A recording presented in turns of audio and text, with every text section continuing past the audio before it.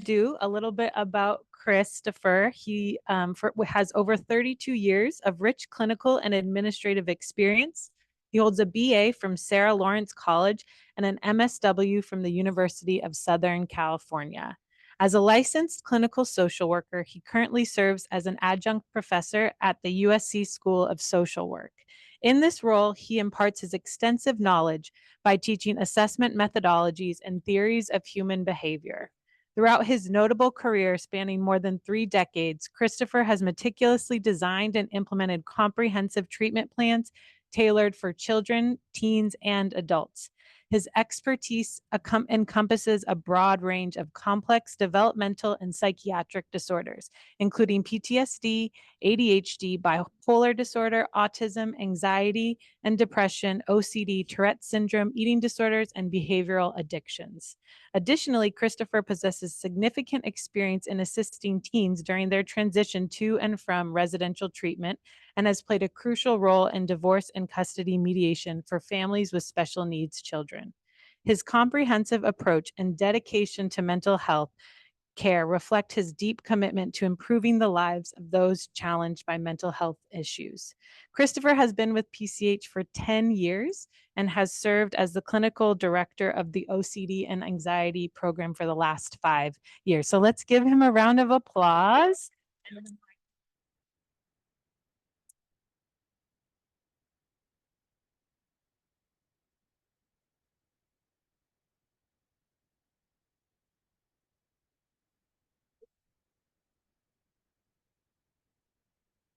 Are we good? Yeah. All right. So we have a lot to get through. So you just heard, I've been the director of the program for 5 years, and I'm going to go to this slide first. And this is a description of our program. So we have a dedicated program here at PCH for OCD and anxiety disorders using acceptance and commitment therapy and exposure therapy. So I'm going to refer to them hereafter as ACT and ERP. We began combining ACT and ERP in 2019 and have seen significant benefit to our clients. So we've seen lower YBOC scores, which is the standard instrument for assessing OCD, increased client compliance and engagement, and a decrease in the length of treatment. PCH works with clients with severe OCD generally, as measured by the YBOCs and also by functional impairment in daily living. We provide a holistic and comprehensive approach, including supportive housing. We tailor treatment to the unique strengths and challenges of each client. We have that ability where we are not using a one-size-fits-all. And then the daily treatment looks like this. It's 4 hours per day, an hour of individual, an hour of group therapy just for the OCD and anxiety clinic clients, and 2 hours of exposure therapy. So it's 4 hours a day, 5 days a week, 20 hours treatment. At PCH, we facilitate exposures using exposure coaches, which gives us a significant advantage in terms of being able to maximize the exposure hours. Our exposure coaches work with clients on a one-on-one basis. The typical course of treatment is 2 to 4 months. So the presentation will be defining OCD as seen through an ACT lens, defining ACT through the 6 core processes of psychological flexibility, which is what ACT is looking to develop, psychological flexibility, defining what ERP is, and then how to use ACT and ERP to treat OCD. So OCD affects 2 to 3%, or has a 2 to 3% lifetime prevalence rate in adults. And although symptoms generally wax and wane with life stress, a chronic and deteriorating course is common for people with severe OCD who don't access appropriate treatment. So let's get into the definitions of what an obsession actually is. The word obsession is used in everyday communication. People refer to people being obsessed with money or obsessed with a song. What they're really referring to is preoccupation with something that they care about and like. So an obsession in mental health circles is an intrusive thought image, or impulse. It can be any of the three that causes anxiety or distress, depending on the subtype of OCD. In addition to being intrusive, and anxiety-producing obsessions are repetitive. So the term obsession also, obsessions include three parts to them: trigger, intrusion, and feared consequence. The trigger is a situation, object, sensation, or a person that, when confronted, stimulates anxiety or distress, such as touching a contaminated doorknob in a public bathroom. The intrusion is the unwanted thought, image, or impulse produced by the confrontation with the trigger. The intrusion can produce anxiety, disgust, shame, uncertainty, and or doubt. The feared consequence, and this is crucial in treatment of OCD, is a prediction of a negative event or outcome, usually a catastrophe or a tragedy of some sort the client believes will happen as a result of contact with the trigger. Obsessions can best be understood as incorrect predictions about possible threats, and OCD treatment is focused in part on violating these predictions through exposure therapy. So we're going to use this term experiential avoidance a lot. It's a key concept in ACT. As the client's obsessions take hold, it only makes sense to try to get rid of them. So how does the client do this? They do it through compulsions and avoidant behavior.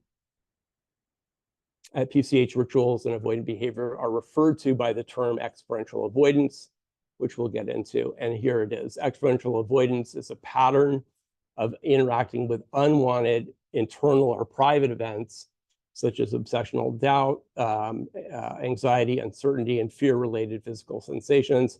And the pattern is driven by the objective of altering the form, frequency, and duration of the experience. So it's an attempt to control internal experiences. And experiential avoidance works in the short term through relief on the principle of negative reinforcement, causes significant problems in the long term, the absence of behaviors in the service of vitality, satisfaction, and meaning. So you get short-term relief at the cost of long-term benefit. So what is a compulsion? Compulsions or rituals are safety strategies used in response to the feared consequence. Compulsions can take the form of behavioral or mental actions, typically in accordance with prescribed rules. Compulsions generally fall into four categories: reassurance seeking and checking, decontamination rituals, repeating of actions, and ordering and arranging actions. A few words about mental compulsions. Mental compulsions function the same way as behavioral compulsions. With behavioral compulsions, the client with OCD takes an action, such as washing or checking blocks, to decrease the anxiety produced by the obsession. In the case of mental compulsions, the client engages in a mental action, such as analyzing the meaning of a thought, evaluating thoughts as good or bad, repeating special words, praying, internal reassurance seeking, or checking or reviewing a behavior. Mental compulsions are very easy to miss because they're thoughts or images rather than observable behavior, and no one but the client knows for sure whether they are being used to reduce anxiety or distress. So they're tricky. There are 9 primary subtypes of OCD. We have contamination, which is obsessions focusing on contamination, which includes contaminants and chemicals. Responsibility OCD, obsessions focusing on responsibility for causing harm or a disaster.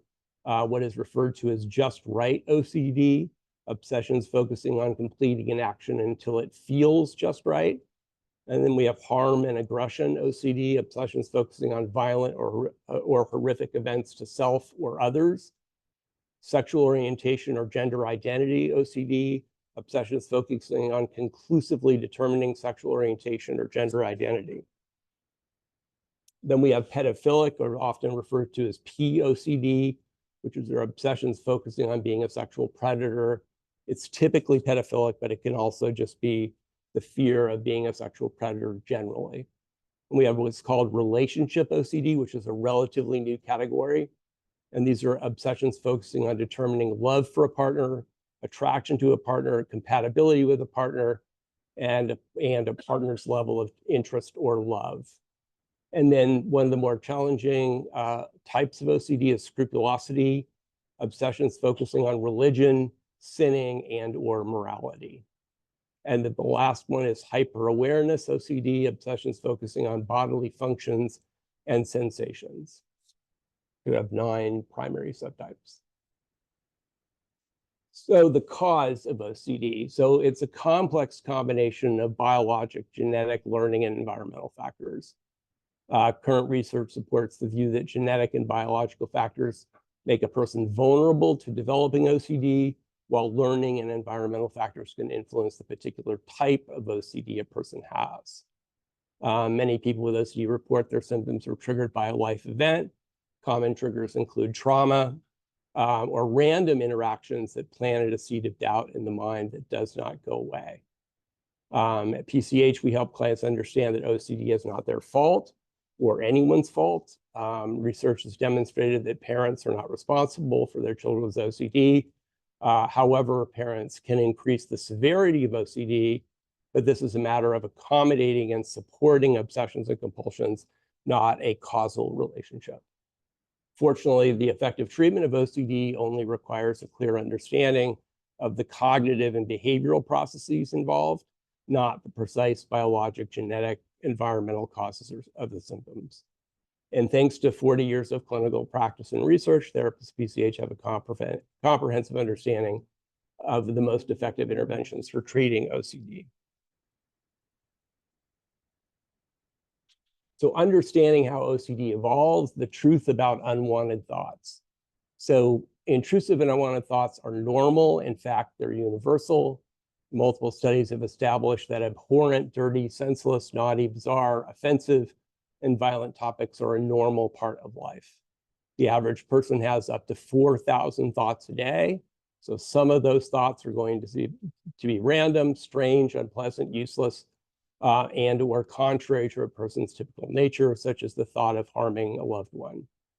So if the content of the OCD client's thoughts are no different from the intrusive thoughts reported by people in the general population, the question arises, how are OCD thoughts different from normal intrusive thoughts? And the main differences are the client's thoughts occur more often. The client's thoughts last longer than normal intrusive thoughts. The client's thoughts are more distressing. And one of the key features is the client interprets thoughts as being more important. And finally, the client is less willing to have their thoughts and puts more effort into trying to fight or manipulate them than people experiencing normal intrusive thoughts. So the question is, how does that happen? And this is OCD as viewed through an ACT lens.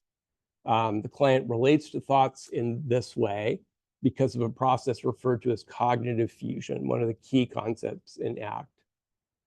Cognitive fusion refers to the tendency of human beings to get caught up in the content of what they're thinking. The word fuse comes from the word to pour.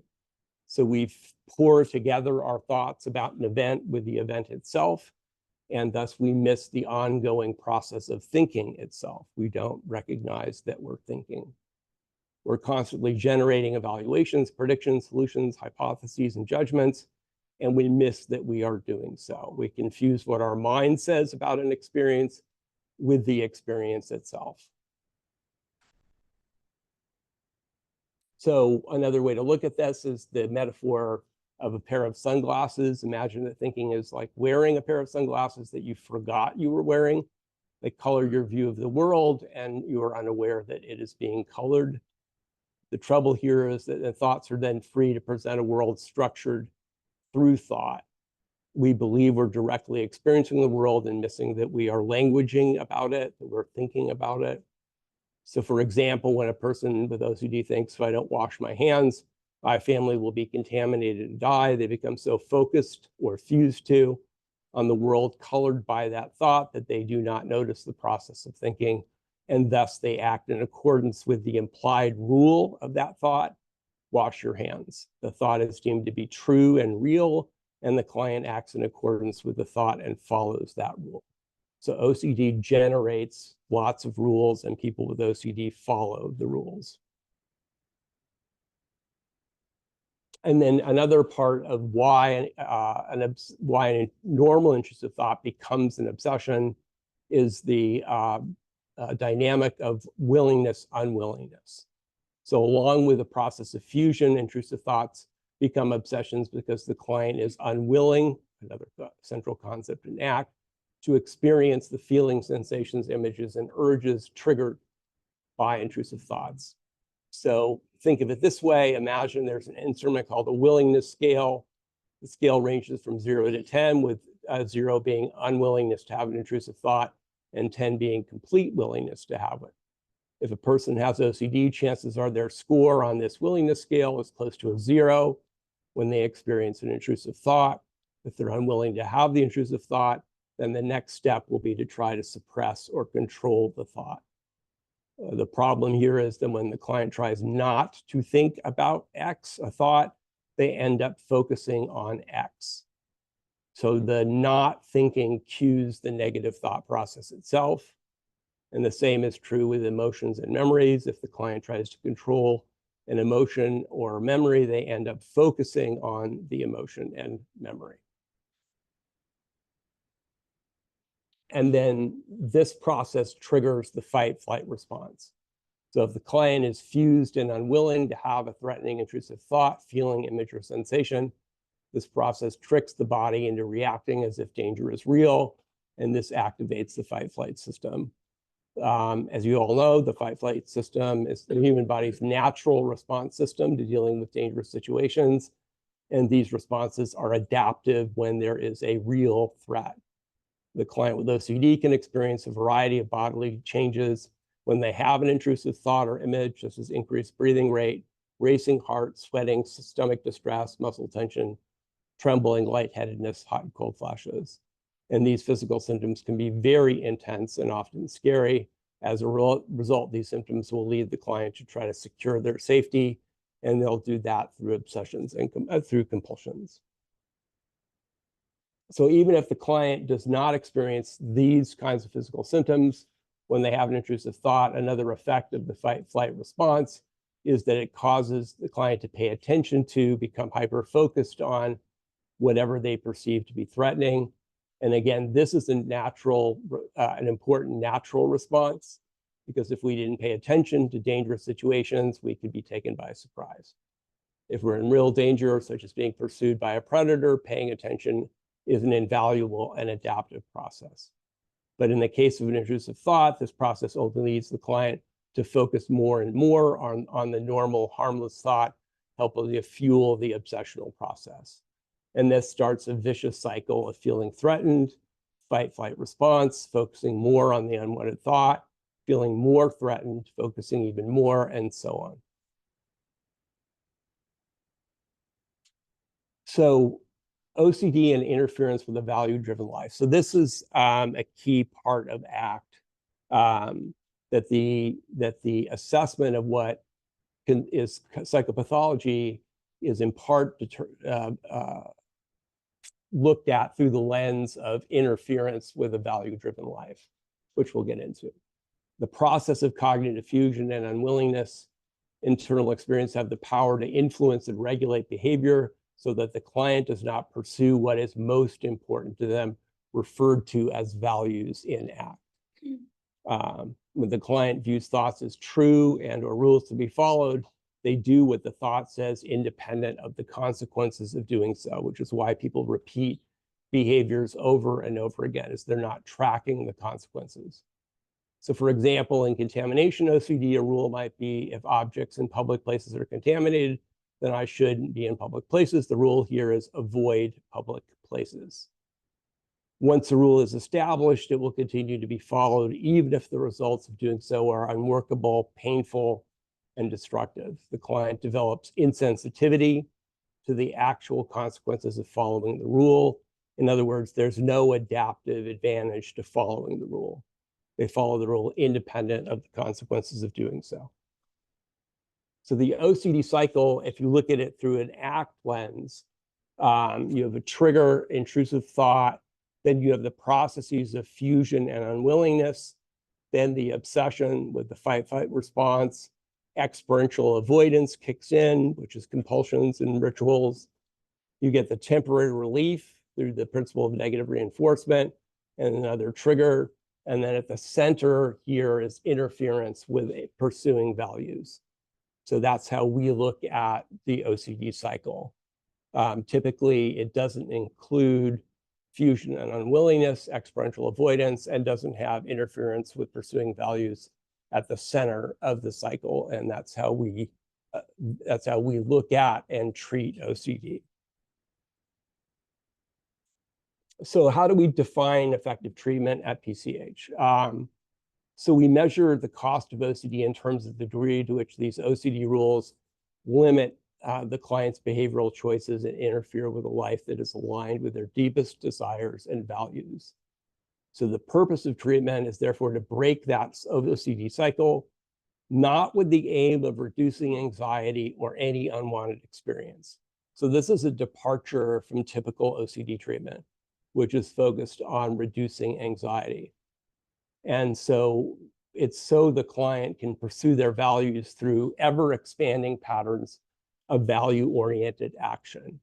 So we're not focusing on symptom reduction of anxiety, but rather the client's ability to engage in these expanding patterns of value-oriented action. So a PCH treatment is deemed effective to the extent that it helps the client first develop the psychological flexibility skills needed to eliminate compulsions and avoidant behavior, identify their values, and then live each day in pursuit of their values in the presence of unwanted internal experiences. So when you practice mindfulness-based OCD treatment and ACT in particular, you're asking the client to live their lives and hold and contain their unwanted experiences, not try to eliminate them. The treatment for OCD, psychological flexibility at ERP. When the client understands their obsessions and compulsions are the product of their relationship to their thoughts. So the problem isn't the thought itself, it's their relationship, which we define as low willingness and high fusion. Therapy focuses on changing this relationship through developing psychological flexibility skills. And ACT is a psychological flexibility model. At PCH, we work on making this change through combining ACT and ERP. ACT and ERP are used to increase psychological flexibility and decrease the pervasiveness of experiential avoidance in their life. So what is psychological flexibility? What does it mean? So Steve Hayes, one of the ACT founders, defines psychological flexibility as the ability to be open to, adapt to, and effectively manage one's internal experiences, thoughts, emotions, memories, and bodily sensations while staying focused on and committed to moving towards a valued life, towards valued life goals. So it's the ability to show up, be aware of, adapt to what's happening in the here and now while staying focused on and committed to moving towards valued life goals. So in ACT, psychological flexibility involves these 6 core processes of skill or skills. Most ACT literature focuses, for understandably, on just these 6 core processes. So you have acceptance and willingness, allowing and making space for unwanted thoughts and feelings rather than fighting or trying to avoid them. We have cognitive diffusion skills rather than being fused. We engage in cognitive diffusion, viewing thoughts as separate from oneself and not letting them dictate actions or define their self-concept or narratives about themselves. Present moment awareness skills, engaging fully in the here and now rather than being preoccupied with past events or future concerns. And then this is a really slippery term, self as context. Recognizing that we have access to a consistent sense of self that exists beyond the specific thoughts and feelings we experience. This is also referred to as the observing self. Then we have values, clarifying and connecting with what truly matters and allowing values to guide our decisions and actions. And then we have the term committed action, which is taking practical steps that align with our values, even when faced with internal and external challenges. So those are the 6 core processes of ACT, and it looks like this. So this is known as the ACT hexaflex. So you'll see the 6 core processes here, and psychological flexibility is really at the center, essential components of ACT. And then they are like this. You'll see the lines connecting each skill to another skill. So they're synergistic and interdependent processes. So you don't, although you may teach them in a sequence, they're not used in a sequence. They combine acceptance with diffusion, acceptance with present moment awareness, always keeping in mind values. And they're kind of chunked into 2 processes. You have acceptance and mindfulness processes, which includes present moment awareness, acceptance, diffusion, and self as context. And then you have behavior change processes, or commitment and behavior change processes, which then still includes present moment awareness, values, committed action, and self as context. So they're chunked into these 2 categories. So we'll do a little deeper dive now into what these core processes are. So ACT specifically targets experiential avoidance, which we've said is the effort to get rid of internal experiences that cannot be eliminated or changed. So ACT suggests willingness as an alternative to this struggle or acceptance. So Steve Hayes defines it as acceptance, as the voluntary adoption of an intentionally open, receptive, flexible, and non-judgmental posture with respect to moment experience. ACT trainers typically use the term willingness as it carries less baggage than the word acceptance. For example, you need to accept what's happening and move on. A lot of clients relate to the word acceptance also through resignation and giving up. So it's common to use the term willingness. If the client is unwilling, then they'll make choices based on the avoidance of internal experiences. And as a result, life falls under what we refer to as aversive control. Everything is about avoiding internal experiences rather than making choices based on their core values. So willingness can be defined as being open to one's whole experience, the good, the bad, the ugly, the beautiful, while also actively and intentionally choosing to move in a valued life direction. A little more on willingness. Willingness is not a state of mind or an idea, but rather an action that has an all or nothing quality to it. So it's a choice to be willing. It's easy for clients, however, to believe they need to feel willing to be willing. However, and this is tied into exposures, one can feel unwilling and behave with willingness. Willingness is often mistaken for distress tolerance. Tolerance implies that a negative experience is to be withstood until something better comes along or the negative feeling goes away. However, willingness involves openness and allowing. It's not waiting or needing for something to change. Willingness is life-affirming, empowering, and vitalizing. In ACT Made Simple, one of the great ways to start an ACT journey, Russ Harris suggests that because of unwillingness, we engage in ineffective control strategies, which in turn results in a life of struggle. So Harris says control is the problem, not the solution. And in order to decrease the problem of ineffective control strategies, such as compulsions and rituals and avoidance, Harris says it's critical for the client to distinguish what is and is not within their control, relinquish trying to control what is outside their control, such as thoughts, feelings, memories, urges, and sensations. And here is the last part that's incredibly important for understanding ACT. Actively exert control over what can be controlled if doing so is useful. So you have to get clients to make these distinctions in order to engage in any of the treatment. So let's do diffusion now, a little deeper dive. In ACT, the fundamental challenge of being human involves learning when to follow what the mind says and when to be simply aware of the mind's activity while attending to the here and now. So in ACT, diffusion means learning to step back, separate or detach from thoughts, feelings, sensations, and memories.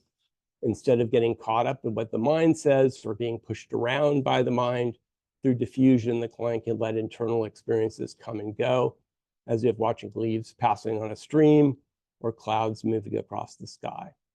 When the client practices diffusion, clients learn to see thoughts for what they really are, nothing more than words or pictures. So present moment awareness, or contacting the present moment. So in ACT, contacting the present moment means being psychologically present, consciously connecting with and engaging in whatever is happening in the present. Contacting the present moment also means flexibly bringing our awareness to either the physical world around us or the psychological world within us, or both simultaneously. Human beings, as we all know, find it very, very hard to stay present. And although we are never perfectly present, through ACT training, the client can learn to catch themselves moving into the past or the future, and then consciously move back to the present, where they can make choices about how they want to behave based on their values. So in the present moment is the only time we have to make choices about our behavior. So the longer clients can occupy that present moment, the more they can focus on the choices that would lead to a value congruent life. Self as context. So here we go. Stephen Hayes says self as context is the ability to keep centered by taking perspective and staying present, and is the source of psychological health and flexibility. We need to use this ability when the regulatory functions of minding become overextended, which means that the power of the mind to dictate behavior becomes overextended. We need to have a place of sanctuary that protects us from entanglement with toxic self-evaluation, mindless rule following, and socially supported self-destructive coping responses. This sanctuary is the simple experience of being aware that we are the ones who contain and observe our private experiences. So this is the idea that we contain and we can observe our internal experiences.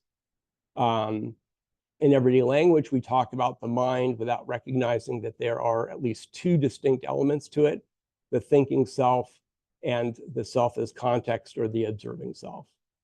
And we're all familiar with the thinking self, that part of us that's always thinking, generating beliefs, memories, judgments, and fantasies and plans. Most of us are unfamiliar with the observing self, that aspect of us that is aware and contains what we're thinking, sensing, or doing in any moment. So through ACT, the client learns to take the position of the observing self, and this works on letting go of attachment to experiences generated by the thinking self, such as I'm not good enough, I'm in danger, or I'm sick. So there's metaphors that match every one of these core processes, and one of the metaphors here is what's referred to as the sky and the weather. We can be in the weather, or we can adopt the position of the sky, and the sky contains the weather, provides sanctuary and a safe place, and is particularly helpful, by the way, in the treatment of PTSD. ACT and values. So ACT assumes that each client possesses everything needed to live a rich and meaningful life. For most clients, however, the ability to see and follow through or follow a valued direction is impaired by fusion and experiential avoidance. So values can best be compared to a compass, as they give us direction and guide our ongoing life journey: vitality, independence, passion, connection, learning, gratitude, curiosity, play. Values can serve as an ongoing motivational force for effective behavior, even in the face of tremendous personal adversity. Clients are hurting, yes, but valueless, no. Once awakened, valuing can become a powerful part of a vital life. Stimulating value clarification involves asking questions such as, deep in your heart, what do you want your life to be about? What do you want to stand for? What do you want to do with your brief time on this planet? Values are desired qualities of action, so not values in a moral sense. And values describe how we want to behave on an ongoing basis, and clarifying values is an essential step in creating a meaningful life. In ACT, values are referred to by the term freely chosen life directions. So when we choose a value, we do it because it's important to us, full stop. It doesn't require rationalization or reasons. It's a freely chosen life direction. And then the last is committed action. So the ultimate goal of ACT is to develop patterns of behavior that work for the client, and nothing less will be counted as success. So thus, an ACT committed action is a value-based action that occurs at a particular moment in time and that is deliberately linked to creating a pattern of action that serves values. So working means the client is taking action that moves them in a value direction. Ultimately, clients need to vote with their feet. That's how you know they are living their life in accordance with their values, what you can observe in their behavior. And footsteps are the committed action. So it's all well and good to know your values, but it's only through ongoing value-driven action that life becomes rich, full, and meaningful. So in other words, we won't have much of a journey if we simply stare at our compass. Our journey only happens when we move our arms and legs in a chosen life direction. And committed action offers positive, intrinsic, and overarching reinforcement. Following our values, as we'll learn in a moment, is just good in and of itself. It delivers positive and intrinsic and overarching reinforcement. So in ACT, we recommend the use of SMART goals as a way of pursuing values. So it's a common way to help clients engage in committed action by writing out SMART goals: specific, measurable, achievable, relevant, and time-based. All right, so we'll transition to ERP and how we use ACT.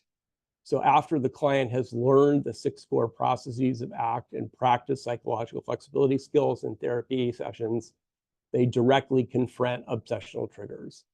This is the process referred to as exposure. The process of an exposure is relatively simple.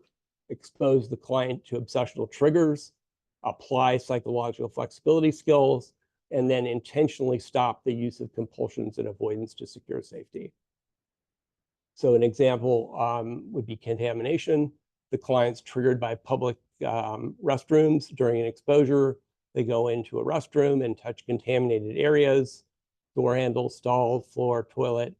The client believes their hands are contaminated and they're in danger. Rather than wash or clean their hands, the client applies psychological flexibility skills, leaves the restroom, and allows the contamination to remain on their hands for a predetermined period of time.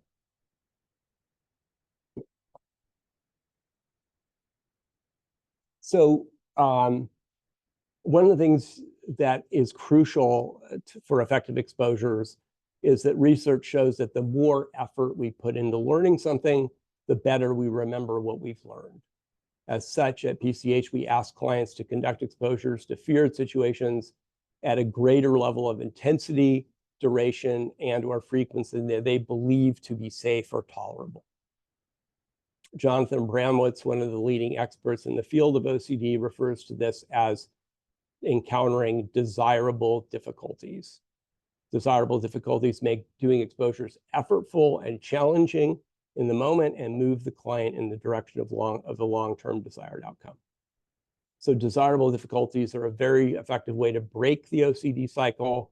That is to learn, and here is the key parts.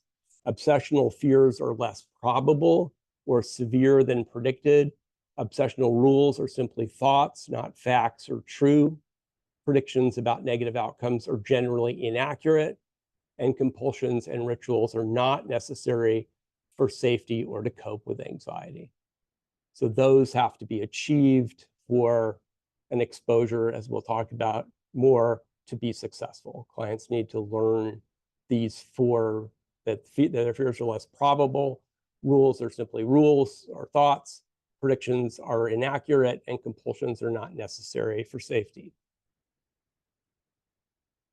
So there are 4 parts to how ERP works.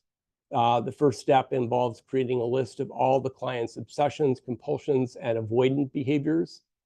So we spend a lot of time collecting data on all of the client's obsessions, compulsions, and the way that they avoid internal experiences. So the second part involves creating a list of all the ways compulsions and avoidant behaviors interfere with the client's ability to engage in value-driven activities, the life that is meaningful to the client. So we spend time on looking at the way that they interfere with their values. The third step involves creating an exposure list that includes a variety of stimuli and settings, objects, situations, people, thoughts, feelings, bodily sensations that provoke anxiety, shame, guilt, disgust, and are responded to with compulsions and avoidance. So the exposure list also includes specific predictions about what they believe will happen as a result of contact with the trigger. And then the fourth step involves implementing exposure-specific tasks using variable intensity rated according to the client's willingness to experience distressing thoughts, feelings, images, and sensations. Exposures are conducted in real-world and diverse settings to maximize the efficacy of exposures.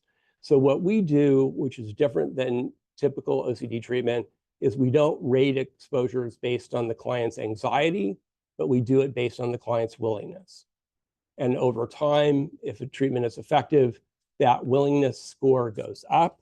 They're more willing to engage, and we can see that in real time in the exposure. And then the key part of this for an ACT-driven OCD treatment is each exposure task is directed at pursuing a specific value. For example, pursuing the value of intimacy while feeling contaminated, and each exposure task tracks violations of negative predictions. So when you use values in the context of an exposure, you create a motivation to pursue the exposure because they're following their values, rather than conduct an exposure based on reducing anxiety. So what happens before each exposure session? You reviewed your exposure list. You select an exposure based on a relevant value and degree of interference in their life. They estimate their level of willingness on a 0 to 100 scale. They predict what will happen, their negative prediction. And then they review what psychological flexibility skills the client can use during the exposure. So we have them look at what skills will be most helpful, what they think will be: acceptance, diffusion, present moment awareness, self as context, values, and committed action.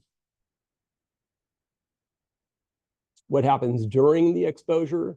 They confront their trigger, their fear, thought, feeling, situation, person, object, sensation, urge, or memory. They then describe their experience, their thoughts, such as negative self-evaluations, their feelings, such as shame, their physical sensations, such as fear, their urges, such as harm, causing harm to self or others, or traumatic memories. They then select relevant ACT skills. They initiate the exposure, and then they assess willingness at 10-minute intervals or so. How willing am I to continue the exposure?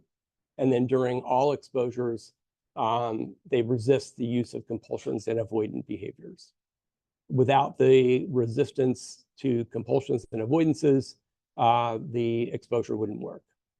So the client has to be all in on blocking the use of compulsions and avoidances. They can't control their obsessions, they can control their compulsions. So what happens after each exposure session?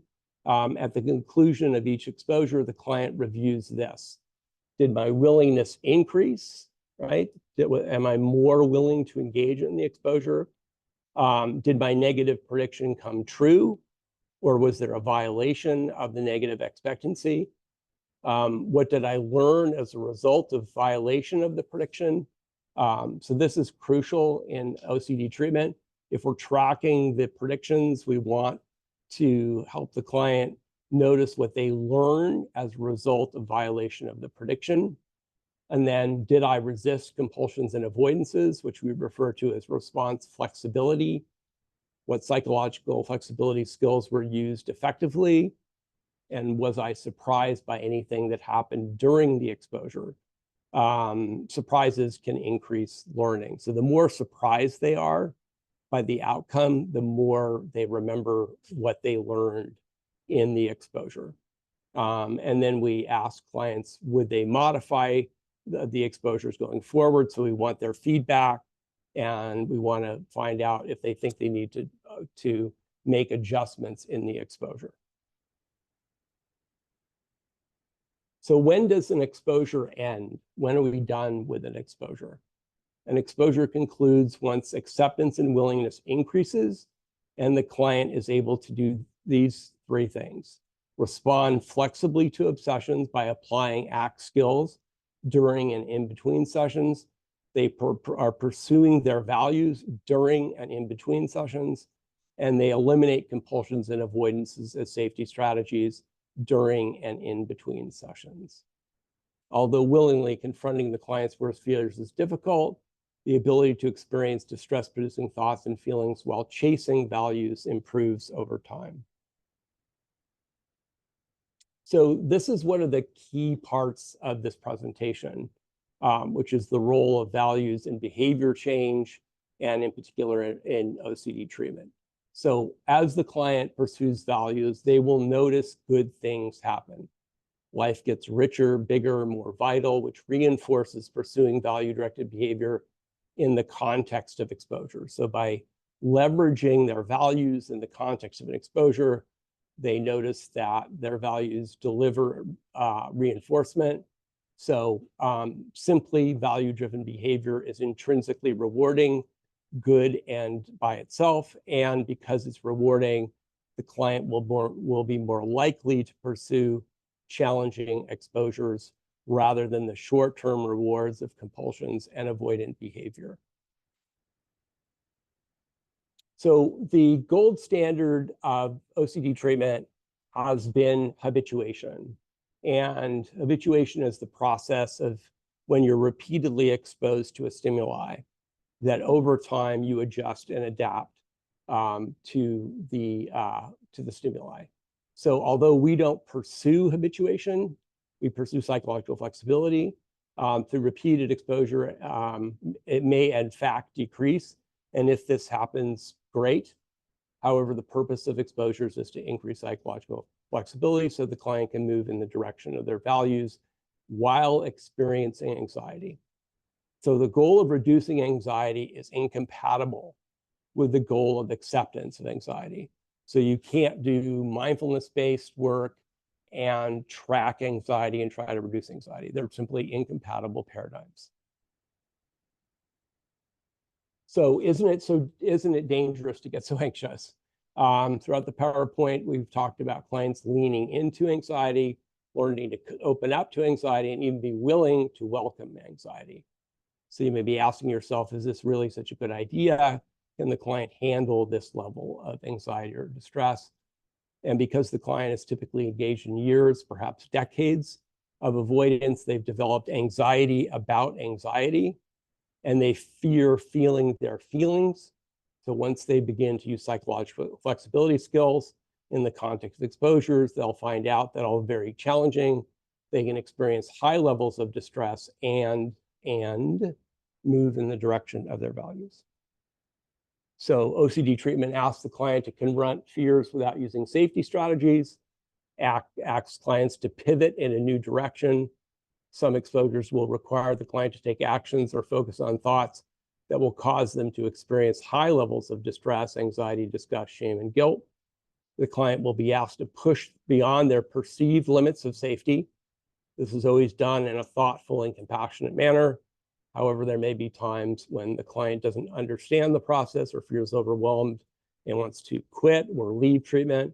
We ask clients to persist, act in ERP work. We ask clients to trust in the process and forge a path to freedom from OCD. And that is that. Yeah. So, any questions? Yeah. specific adaptations for working with young adults or pediatric population? There's a good book that's called Act for Adolescents.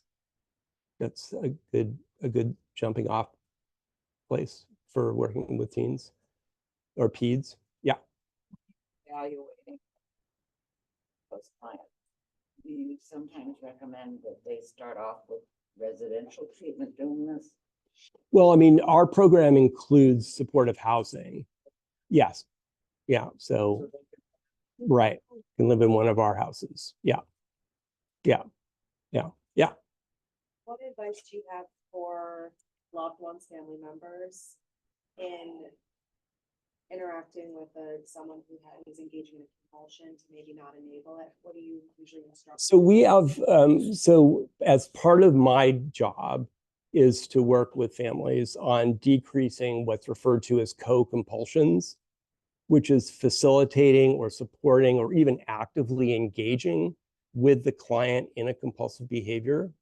So there are two parts to that family sort of orientation to what they should be doing. One is not to provide reassurance, which is the number one co-compulsion, is parents or a spouse or a partner or family member or other or friends providing reassurance. This isn't going to happen. You're going to be okay. Your prediction is inaccurate. Providing reasons, why they should think differently than they do, and offering a lot of reassurance that everything's going to be okay. So we have to, the family members or support system needs to back away from facilitating compulsions and back away from providing reassurance. And if they don't, things are complicated. Yeah. Oh, honey.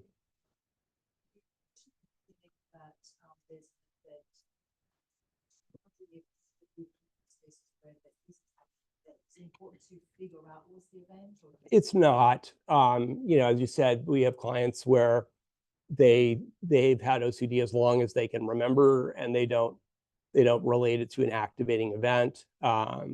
So it's in some cases, it is, related to a specific event, such as, something as simple as getting sick and throwing up, right? And then it can just trigger, but when clients have thoughts particularly related to harm or pedophilic OCD, sexual predator OCD, harm to self or others, they typically have no life experience that would warrant concern over those kinds of behaviors. In other words, they haven't had a history of acting out or being aggressive and don't come from a home where there was a lot of physical abuse or something. They just simply begin to develop the thought, what if I were ... And once that thought takes hold, as you know, it off to the races they go. Yeah. Are you successful in getting insurance to pay for this? Well, that's a question that I'll have someone else answer. Yeah. Yeah. Some policies. Yeah. That facilitate relationship the client and that third party fund verification of benefits on the front end, and we certainly make sure our program directors are on the phone with the auditors at the insurance companies doing UR. So we have much success with it. Depending on your insurance, right? So most insurance that we're having people come in is because we've run verification of benefits from the very beginning and have an idea for them of what they might be doing. Yes. Yeah.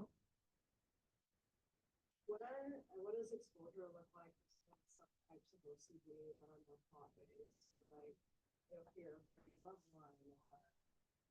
What does exposure look like? Like for harm or aggressive OCD? So yeah, so you have to be creative. It's one of the fun parts of OCD treatment is sort of how do we create an environment, right? So for people with harm OCD or pedophilic OCD,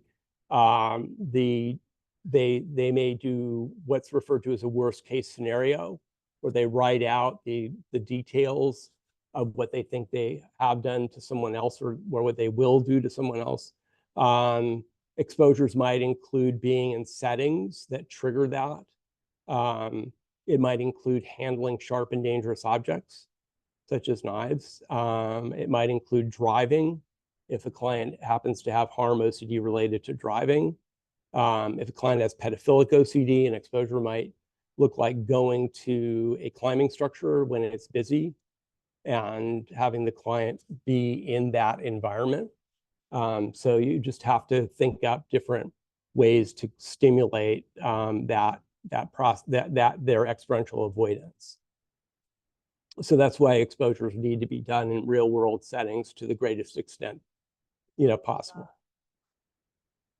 Yeah, it has to be collaborative in order for it to be really tailored to the client's needs. So so we have a lot of flexibility in how we do that. The hardest ones are scrupulosity, sinning in the eyes of God, religious violations, because the prediction is generally something that will happen at their death, which is that they'll be punished at the time they die. So those are challenging because the prediction can't be violated, right? You don't know what will happen. So this is where psychological flexibility treatment or using psychological flexibility skills is really helpful for treatment, where they can begin to practice diffusion skills and acceptance of internal experience and present moment awareness skills and valued action. But mental compulsions also are challenging to stop because, again, only the person knows if they're using them. And so they have to be forthright and honest that they're engaging in mental actions that reduce their distress. Yeah. Yeah. In addition to values as a motivator for willingness, in your experience, what factors don't contribute to higher or lesser? What interferes with willingness? What contributes to willingness? If it's, you don't need to feel willing to act willing. What gets in the way? What helps? What gets in the way most is fusion to the thought that my thoughts are important and I need to follow them. So, that's why, cognitive diffusion and acceptance are typically on the front end of treatment, because if they just simply, are fused to the idea that their behavior is actually controlled by their thoughts. Yeah.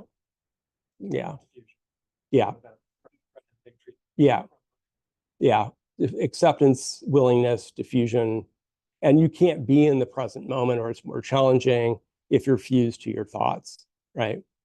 And again, the present moment awareness in the way that ACT conceptualizes it is that it's the time where we can choose how we want to behave.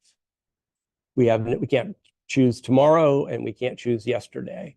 So the purpose of being in the present moment, so to speak, the adaptive advantages of being there is that you can make choices based on your values about how you want to behave. So we're sort of looping back to that theme in the context of their exposures. Is what is the person you want to be? What do you want your life to be about? And then you tie that in, as I said, so exposures have a specific value that they are pursuing. So this is a world apart from traditional OCD treatment that tracked only anxiety ratings and only tracked habituation. So this is a paradigm shift. Other treatment centers have made a similar paradigm shift, but it's relatively new, meaning, well, there's a guy named Michael Tuhig who's been using ACT for OCD for 2 decades. He's at Utah State. But in terms of it's working its way, into treatment centers has been in the last, 5 years or so when we started to adopt it. There's Jonathan Abramowitz, who I mentioned, gave a presentation at the OCD conference in 2019 that was entirely about ACT and what's referred to as inhibitory learning exposures.